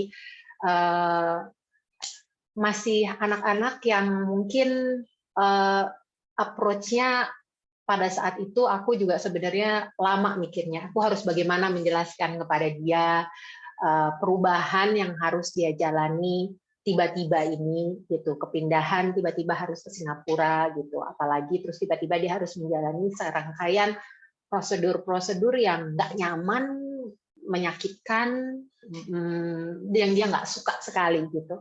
Dan tentunya aku menggunakan berbagai macam cara, mulai dari cara dalam tanda kutip bukan ini ya, bukan berbohong, tapi dipakai gimana caranya supaya bisa penjelasanku itu bisa dia terima untuk usia umur yang masih 5,5 tahun, 6 tahun gitu, bahwa kenapa dia harus menjalani semua ini. Kenapa walaupun aku tahu dia nggak nyaman, aku tahu ini tidak menyenangkan buat dia, jarum apa segala macam, tapi kenapa ini akan menjadi hal yang baik buat dia. Kalau aku pribadi dalam hatiku tuh selalu satu. Pokoknya aku sebagai seorang yang mendampingi dia 24 jam all the time, aku kepengen menciptakan situasi yang selalu menyenangkan buat dia. Jadi aku akan menciptakan situasi yang selalu bikin dia happy, bikin dia senang, bikin dia semangat. Walaupun ya itu tadi kata Kak Jessi, ya bagaimana mau semangat, orang rasanya nggak nyaman, orang rasanya sakit. Mungkin pada saat kalau untuk Aisyah keadaannya kan dia memang tidak begitu, umur segitu tidak begitu mengerti sebenarnya cancer itu apa, dia sebenarnya tidak ada pemahaman ke arah situ. Jadi buat aku yang penting gimana caranya supaya dia bisa terus berada di dalam vibe yang positif. Jadi selalu bahagia, selalu senang, memberikan kata-kata juga encouragement terus gitu. Misalnya di saat kita mau kemo, aku bilangnya, dia tanya, "Ini apa, Ibu?" Aku selalu bilang, "Ini adalah seperti vitamin," aku bilang, "yang pada saat dia masuk ke badan, dia akan membuat Aisyah semakin kuat." Walaupun mungkin secara ilmu kedokterannya logikanya tidak seperti itu mungkin ya, tapi buat aku kalimat-kalimat seperti itu aku bisa lihat untuk kasus kami sih alhamdulillah cukup berhasil gitu, sehingga dia nggak ada penolakan, dia nggak ada rasa kayak nggak mau, dia kayak gitu karena dia tahu dia sedang tidak kurang sehat dan dia kepingin sembuh juga gitu. Dan seperti waktu dia harus surgery untuk pasang alat kemo port gitu di dadanya dia, pada saat dia bangun kan dia merasa aneh sekali gitu, pada saat dia siuman gitu dia ngeliat ini apa gitu, ini ada apa di dada aku, ada apa gitu. Dan lama sekali pada saat itu untuk aku berpikir dan mencari ide gimana caranya supaya menjelaskan itu apa itu yang ada di badan dia gitu.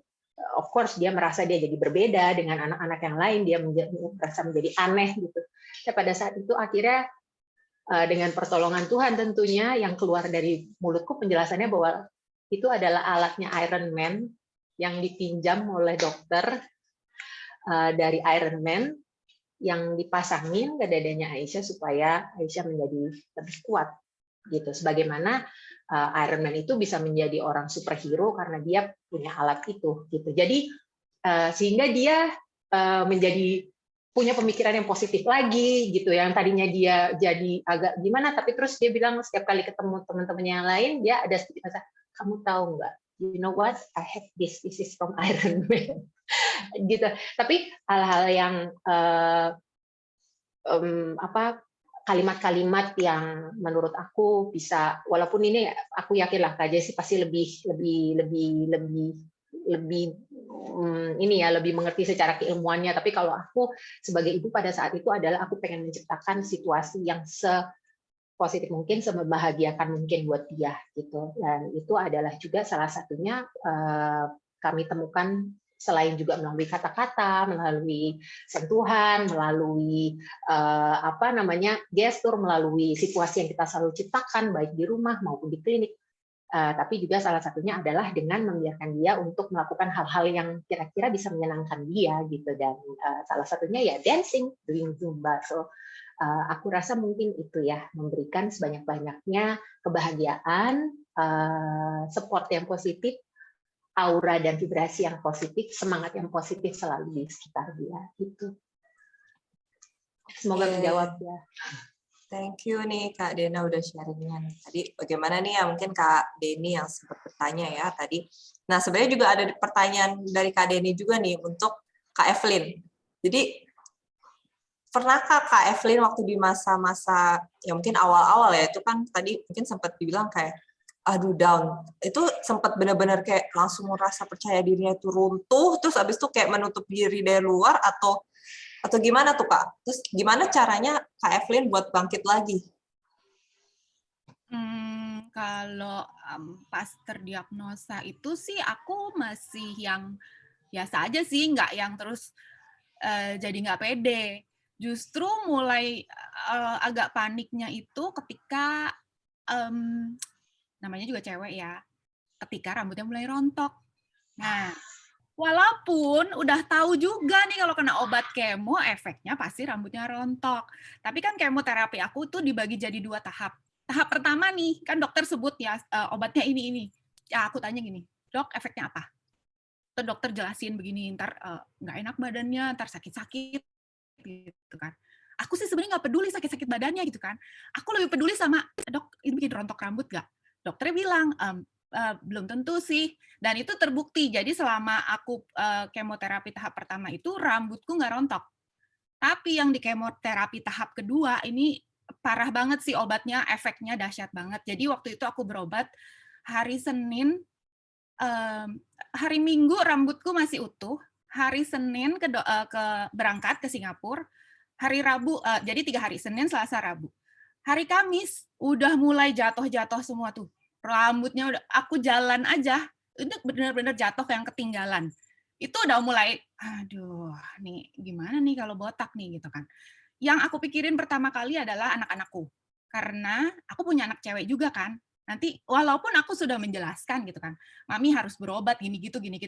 Tapi kayaknya kalau untuk anak cewek tuh kayak lebih agak lebih apa ya, menurutku kayak lebih sensitif gitu kan. Karena dia lihat maminya itu, oh kok jadi begini gitu kan. Aku juga nggak mau mereka itu jadi trauma karena aku sakit kan. Solusinya adalah aku beli wig dengan macam-macam model. Jadi itu sebetulnya kan aku nanya-nanya juga kan, ngobrol-ngobrol juga sama sesama teman-teman yang sudah mengalami terlebih dahulu. Terus aku tanya, lu dulu pakai wig nggak? Enggak ah, gua mah cuek aja, cuman pakai dililit aja gitu, pakai apa sorban gitu kan. Terus lu keluar-keluar begitu? Iya, nggak apa-apa tuh dilihatin orang gitu kan. Enggak, gua mah cuek aja, dia bilang gitu. Terus aku mikir kan gini, ya aku masih pengen Zumba ya. Terus kalau Zumba terus botak begitu ribet banget nggak ya, orang pada nanya nggak ya? Udah mikirnya kemana-mana gitu kan. Padahal nih kayak lebih ya nggak, harusnya kan nggak boleh mikir yang aneh-aneh supaya tenang gitu kan, supaya kita jalannya pengobatannya lebih baik. Cuman ini namanya cewek ya, mau dibilang udah nggak apa-apa nanti rambutnya tumbuh lagi, nggak bisa, tetap nggak bisa, tetap panik gitu kan. Ya udah, caranya adalah dengan ya begitu, salah satunya. Terus aku beli wig macam-macam modelnya, terus nanti kalau misalnya udah sebulan aku ganti model lagi. Sama satu lagi yang bikin nggak pede itu adalah obat kortikosteroid. Itu kan bikin moon face, ya dia nahan air kan, nahan air.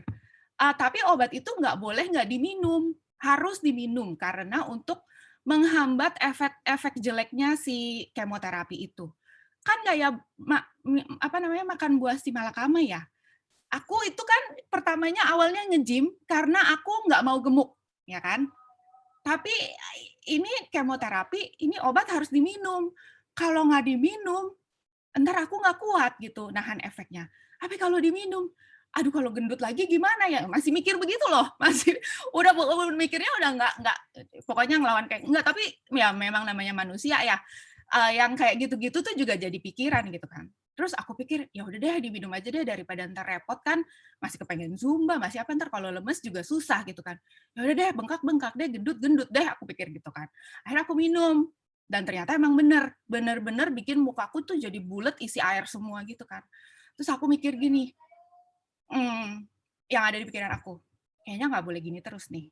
Ngumpet di rumah terus, nggak keluar-keluar juga nggak bagus nih. Nggak bagus kan buat mental gitu kan, ngendon aja di dalam rumah, nggak kemana-mana. Ntar mikir tambah jelek. Aduh, ya udah deh, paling nggak ginilah. Ya udah deh, aku botak, terus bengkak di mana-mana, agak gendut. Tapi paling nggak, aku nggak boleh jelek. Jadi aku dandan.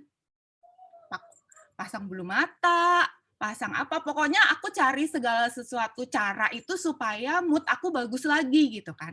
Aku even pergi ke kelas Zumba itu pakai wig loh. Dan untuk beberapa temen aku yang sesama penyintas juga, mereka tuh bilang gini, gila juga lu ya bisa gitu ya Zumba 1 jam pakai wig. Gua kalau pergi setengah jam aja sampai rumah, wignya gua lempar panas banget, dia bilang gitu kan. Nggak tahan, lu masih bisa Zumba, kata mereka gitu. Aku bilang ya demi, kalau nggak gimana, nanti aku lemes. Kalau aku lemes, kalau aku berprinsip kalau misalnya mental kita, otak kita udah nolak, badan kita jadinya nolak juga. Jadi nggak bagus juga gitu loh. Karena memang aku ujungnya kan kepengen sembuh, jadi ya segala sesuatu yang bikin aku bisa seneng lagi, yang bikin bisa at least ya nggak jelek-jelek amat lah ya gitu. Aku cobain semua, even tau nggak, aku tuh kalau misalnya lagi pas di Singapura itu, tau kerjaannya bisa keluar masuk saya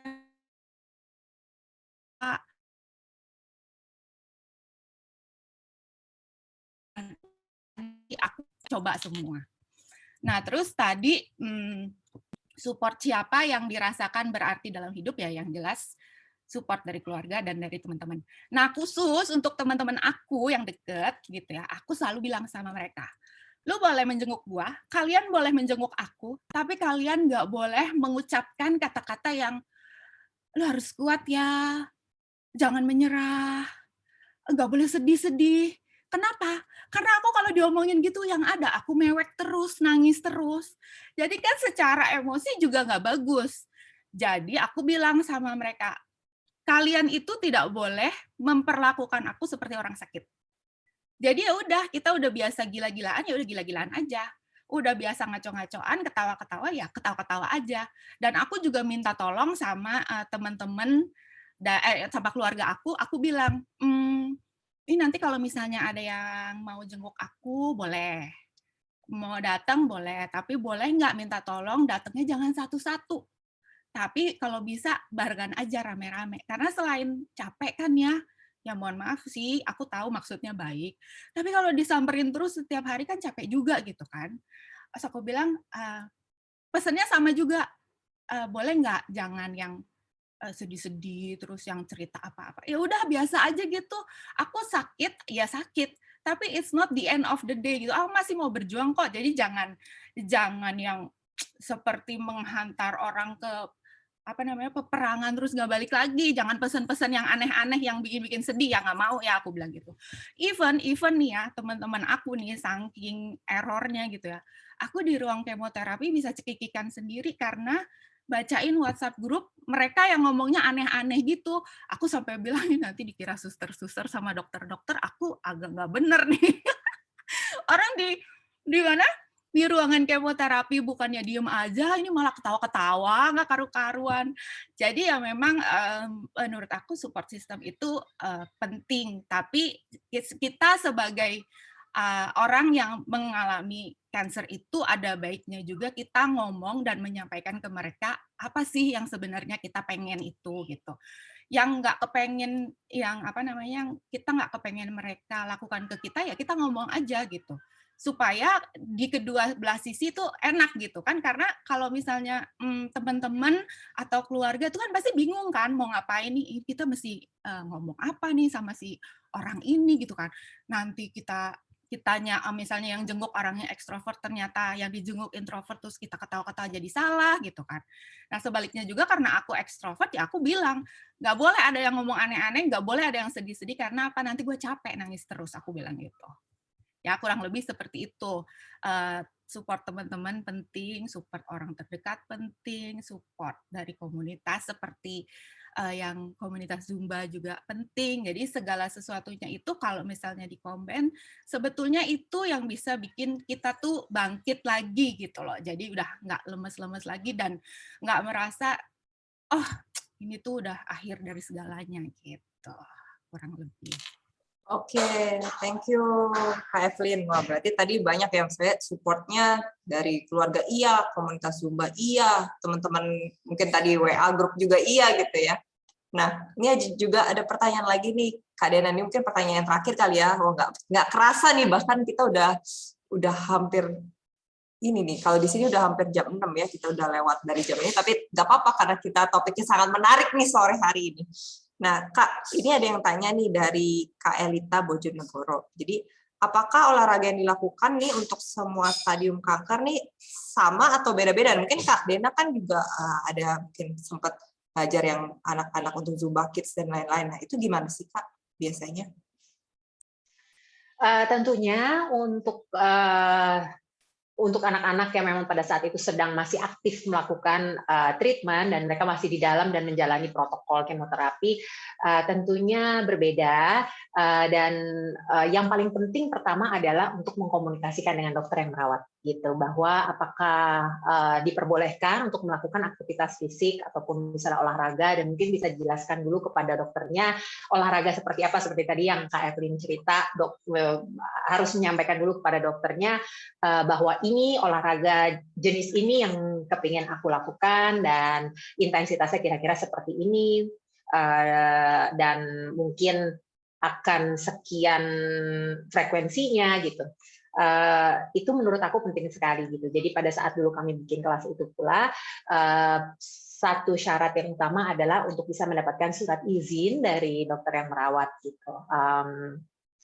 Tapi tentunya di setiap kondisi dan di stage perjalanan protokol atau pengobatan yang sedang dijalani, tentunya pasti approach-nya berbeda, dan itu sekali lagi sebaiknya dikomunikasikan dulu dengan dokter. Tentunya pada saat itu yang aku sendiri lakukan di kelas Zumba kami pada saat itu untuk anak-anak pejuang kanker adalah low impact atau hampir malah tidak ada impact sama sekali. Jadi no jumping-jumping, tidak ada loncat, tidak ada impact, dan semuanya low intensity. Jadi intensitasnya rendah.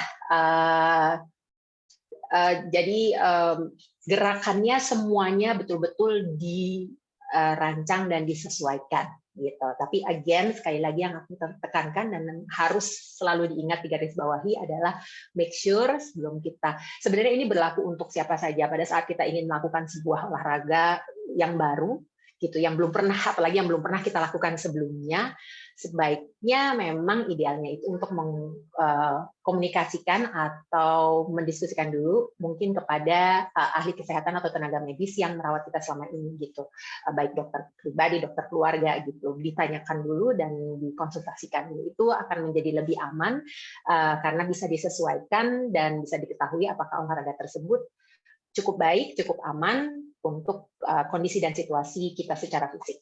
Itu dari aku.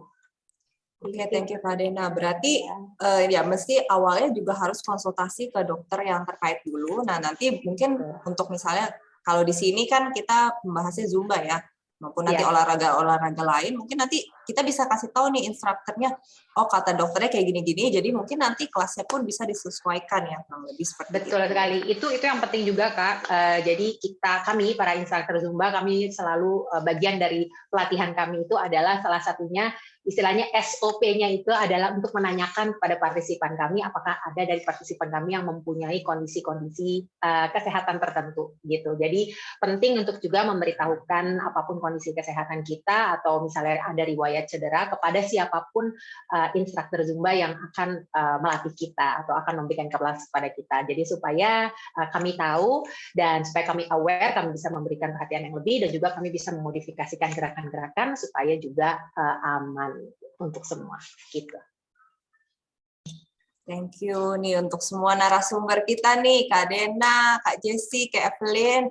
Wah, sangat senang banget bisa ngobrol-ngobrol, nggak kerasa waktu berlalu nih. Oke, mungkin kita mau foto dulu nih, Kak. Jadi biar kita ada kenang-kenangan, mungkin bisa dibantu oleh teman-teman dari nanti. Siapa yang kira-kira bisa membantu? Oke, Kak Nabila. Oke, mungkin kita bisa buka kameranya dulu nih. Mungkin kali ini kita foto narasumber dulu, nanti baru foto bareng-bareng pesertanya ya. Oke, siap semua? 1, 2, 3. Ya, apakah udah Kak Nabila? Sudah, boleh sekali lagi ya untuk pembicara. Oke. 1, 2, 3. Oke, sudah. Nah, bagi teman-teman yang belum dibuka nih kameranya nih, saya lihat nih masih ada nih yang belum buka. Wah, ini udah ada rame nih, ya kan, dari macam-macam nih. Ada dari siapa nih rame? Bertiga, Silviana, Kak Silviana rame nih, satu rumah. Ini juga ada Kak Lydia nih. Silakan, boleh dibuka. Nih ada Bu Betty, ada Bu Eni. Silakan teman-teman, boleh dibuka. Nah, mungkin ini ada ada berapa halaman nih Kak Nabila kalau di Kakak? Ada 2 ya. Oke, boleh Kita mulai mungkin dari dibantu untuk dihitung slide ya. pertama. Oke, untuk halaman yang pertama dulu ya. 1, 2, 3. Oke, terima kasih. Selanjutnya untuk slide yang kedua. 1, 2, 3. Oke. Oke, nah terima kasih untuk kehadirannya semuanya, tapi kita sebenarnya masih ada nih, ya mungkin ini Kak Dena nih bisa bantu untuk sampaikan nih, setelah ini sebenarnya kita ada apa sih? Yeay, kita mau ada ini.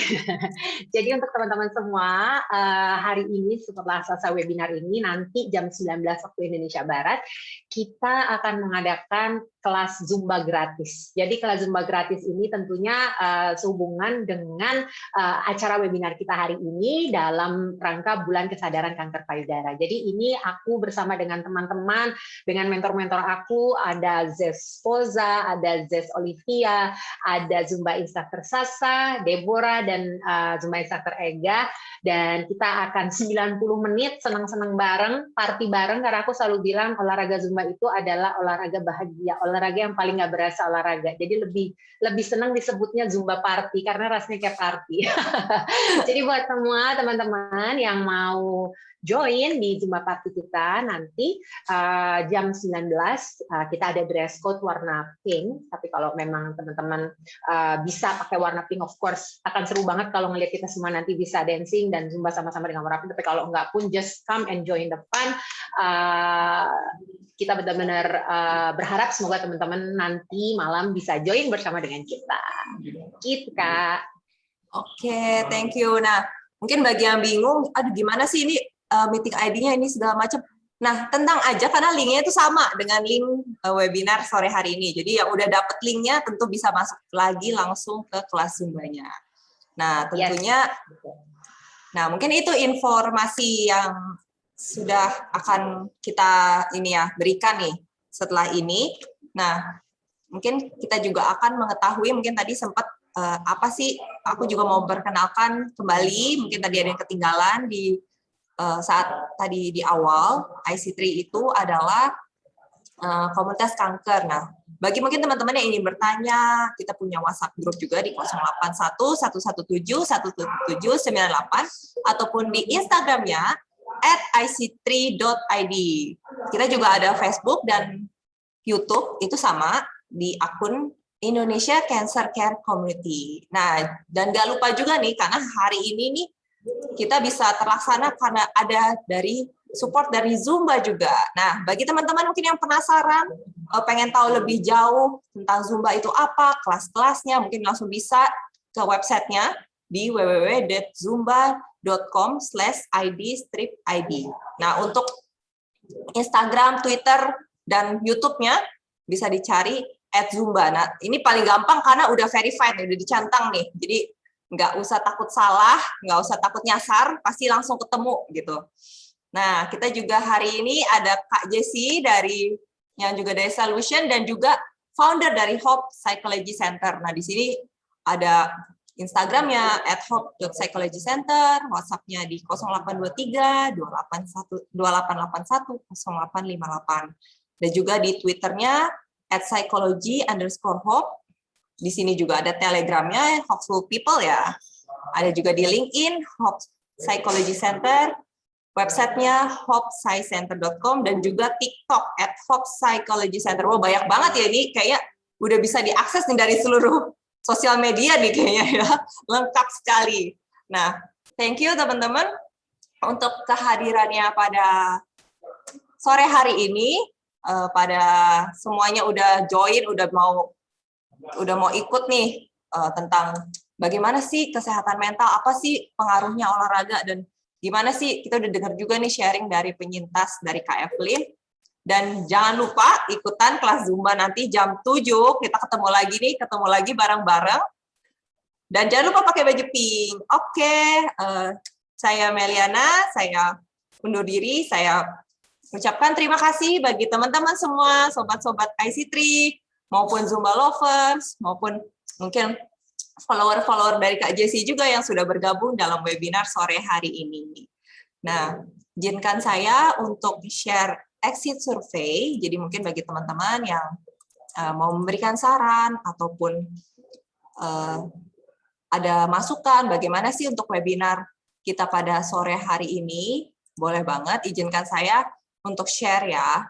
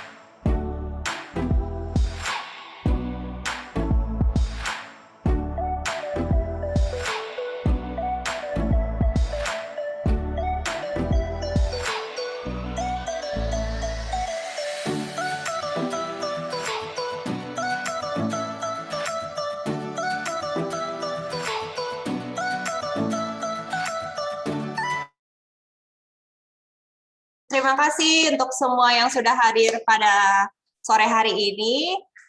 Selamat bertemu nanti di kelas Zumba jam 7. Thank you untuk Kak Denada, Kak Jessie, dan juga Kak Evelyn, dan juga support dari Zumba, One On Call, dan Solution untuk webinar hari ini. Salam sehat selalu.